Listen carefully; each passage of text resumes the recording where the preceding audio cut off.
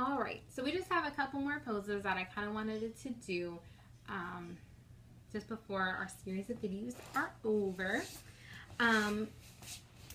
Now, I think in the last video we kind of left off doing the double pigeon. You didn't kind of see it. So you're really just going to do the same thing that you did on this side, and then you're just going to kind of cradle your foot here.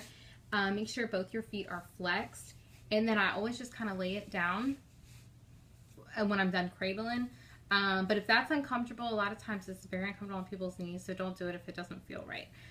So once you're done with that, that's just going to take, you're just going to do that for about 10 to 15 seconds. Then we're going to go into our bridge pose. So I'm just going to do it on this side just so you can kind of see it, everything.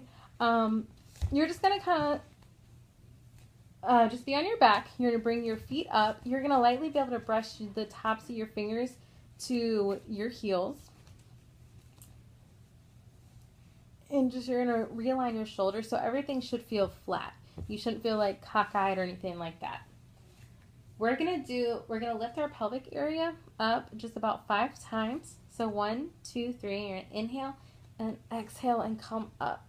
Now when you're up here, you can keep your hands like this, or you can kind of bring your shoulders kind of in a little bit more, and you can kind of interlace your fingers. If that's not comfortable, you can come back down. No matter what you do, make sure you're not clenching your butt. Make sure your butt is still just kind of hanging there, not clenched. You're not really using your butt muscles. We're using more of our pelvic muscles, and then our like lower abdomen area to keep our bodies up. So we're gonna hold this just for a few seconds, and then we're gonna come back down. We're gonna take one deep breath, and then come back up.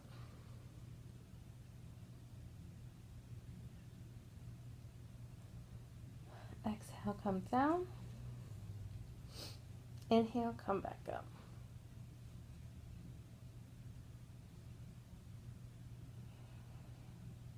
Exhale, come back down.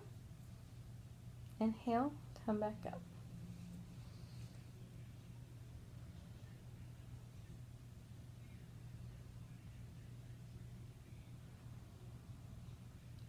Exhale down. One more time. Inhale, come back up.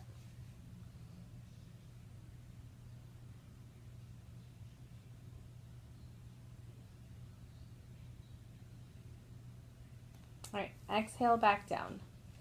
Now, I always open my legs really, really wide. So, I'm sorry about this angle because it's going to be very awkward.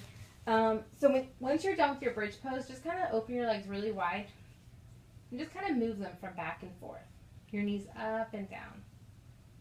So we're just kind of stretching all those muscles that we put just a little strain on.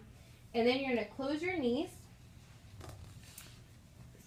And we're going to just close our knees and then give our knees a nice big hug here. And just kind of rock them back and forth. So this should feel really good on your spine. It's kind of like massaging your spine a little bit.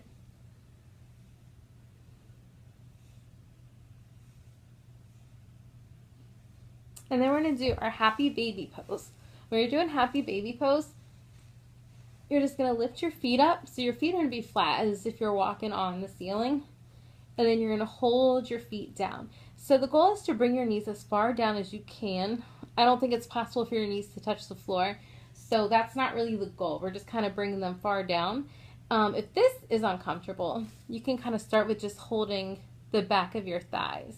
So just bringing that down. Make sure your feet kind of stay flexed, how mine are, as if you can just kind of walk on the ceiling if you wanted to.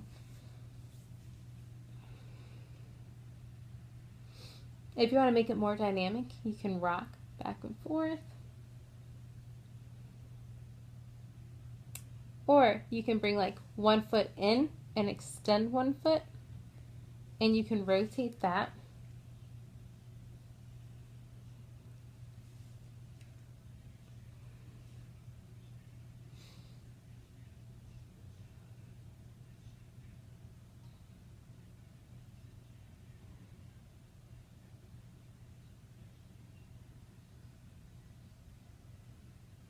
All right, bring our knees together, give ourselves one more hug, and then we're going to rock up. Now, all yoga ends when we do Shavasana. People call it like a yoga sleep.